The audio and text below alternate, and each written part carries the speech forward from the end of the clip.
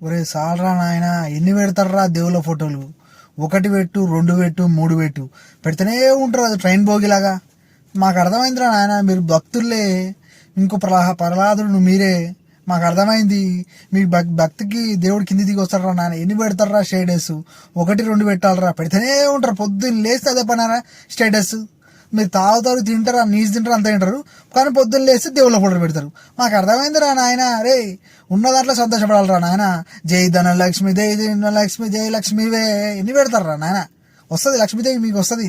మా రోడ్ల మీద ఎంతో మంది దుప్పట్లు లేక సరే గట్ల అనుకుంటారు నాయన. వాళ్ళకి తినడానికి తిండి ఉండదురా నాయన. మనకు అన్ని ఉన్నాయి, అన్ని ఉంటాయి, కానీ ఇంకా జై ధనలక్ష్మి, జై ధన ఇంకా రావాలి.